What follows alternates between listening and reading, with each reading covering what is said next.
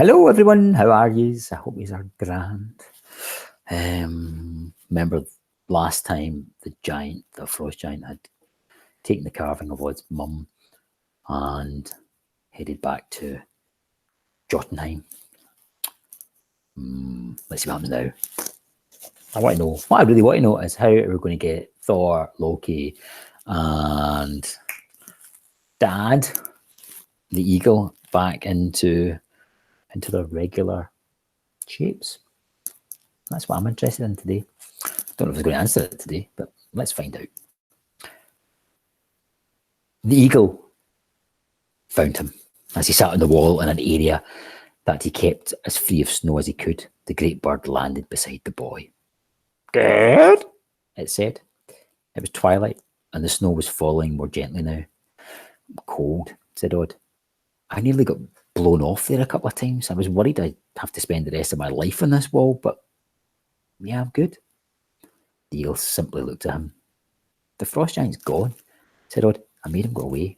How? Asked the eagle. Magic, said Odd, and he smiled and thought, if magic means letting things do what they wanted to do or be what they wanted it to be. Down, said the eagle.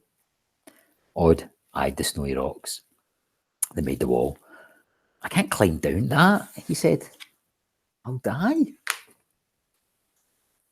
The eagle launched itself from the edge of the wall and circled downward. It soon returned, flapping heavily, carrying a worn-looking soft leather shoe, which it dropped on the wall beside Odd. Off again it went into the snowy dusk and came back with a shoe that was the twin to the first. They're too big for me, said Odd. Loki, thought the voice there. Loki's, said the eagle. Oh, said Odd, remembering the shoes from Loki's story, the ones that walked in the sky. He pulled them on, then warily, heart pounding.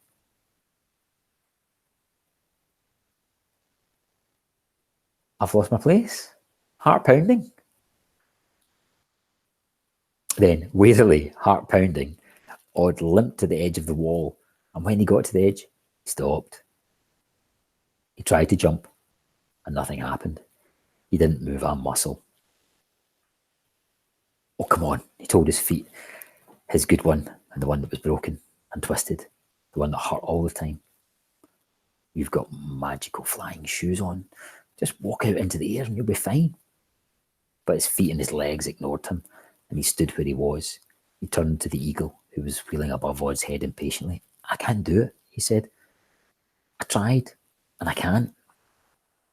The eagle gave a screech, flapping its wings hard, and rose into the snowy air. Another screech.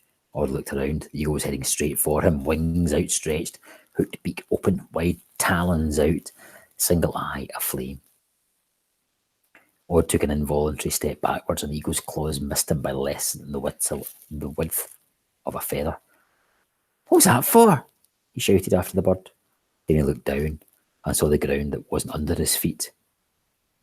He was a very long way up, standing unsupported on the air. Cool. The eagle was clever there, I thought.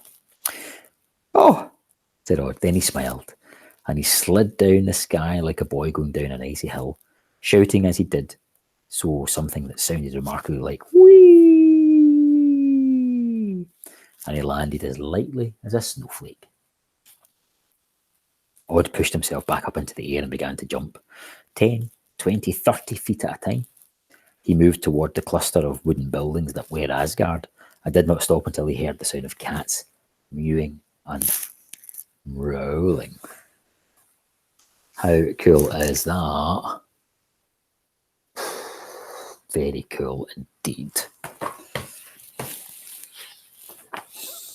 I wish I had flying shoes. I do. The goddess Freya was nowhere near as scary as Odd had imagined from the frost giant's description. True, she was beautiful, and her hair was golden and her eyes were the blue of the summer sky, but it was her smile that Odd warmed to, amused and gentle and forgiving. It was safe, that smile, and he told her everything, or almost. When she understood who the three animals really were, her smile became wider. Well, well, well, she said. And then she said, boys. They were in the great meat hall now. It was empty, and no fire burned in the hearth. The goddess reached out her right arm. The eagle, which had been sitting on the ornately carved back of the highest chair, flapped over and landed awkwardly on her wrist. Its talons gripped her pale flesh so hard that crimson beads of blood welled up. Yet she did not appear to notice this, or to be in any visible discomfort. She scratched the back of her neck with her fingernail, and it preened against her. Odin, that was his name, I forgot it. Oh, father, she said, wisest of the Aesir, one-eyed battle god. You who drank the water of wisdom from Mimir's well, return to us. And then, with her left hand, she began to reshape the bird, to push at it, to change it. A tall, grey-bearded man with a cruel, wise face stood before them. He was naked, something he seemed scarcely to notice. He walked over to the tall chair, picked up a large grey cloak and an ancient floppy-brimmed hat, which Odd could have sworn had not been there the last time he looked, and put them on. I was far away, he told Freya absently, and getting further away with every moment that passed. Good job. A wee quick one today. We're going to stop there because I've got a meeting to go to. Sorry.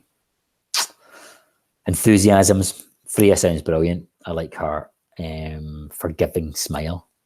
I like that. That was cool. That was my enthusiasm for this. My puzzle is, did it hurt when the bird is reshaped into a man? I want to know about that. And my connection is, I don't like heights. If I was Odd, I would have been fear too. Heights are scary sometimes. It's irrational as well. I've had longer to tell you about how brave I was before I became afraid of heights, but I am now. Right, guys. See yous on Monday. Bye.